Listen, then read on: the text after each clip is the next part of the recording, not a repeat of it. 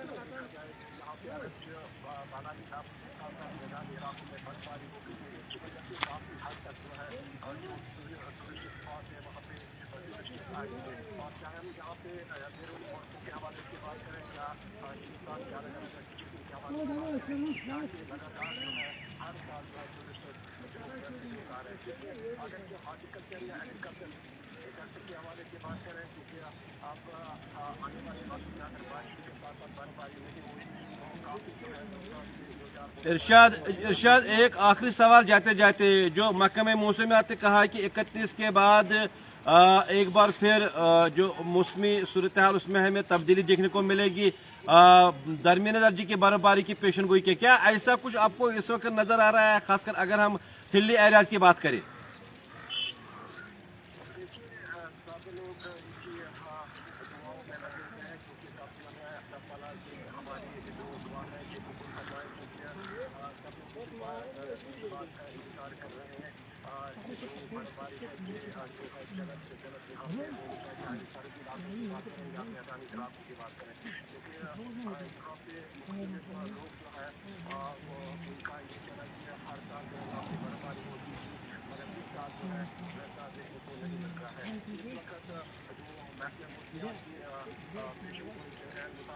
आने वाले वक्त में जो है बालाई इलाकों के साथ साथ मैदानी इलाकों में जो है बर्फबारी के साथ साथ बर्फबारी होगी और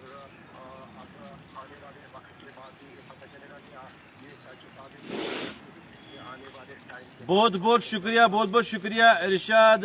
ये थे हमारे नुमाइंदे बारामुल्ला से इरशाद अहमद, जिन्होंने हमारे साथ बात की, खासकर जो प्रेजेंट सिचुएशन है वहाँ पे मौसम के हवाले से। तो फिलहाल नाज़रीन मोहतरम, मैं फिर से एक बार बताना चाहूँगा, कई दिनों से हमने देखा है कि जो शबाना दर्ज हरारत है उसमें चंद दिन पहले हमने देखा था गिरावट महसूस हो रही थी, लेकिन एक बार फिर उसमें अब यहाँ पे बतदरीज इजाफा हो रहा है। कहीं ना कहीं जो मनफी का पारा है वो बिल्कुल अब यानी कि मस्बत नज़र आ रहा है।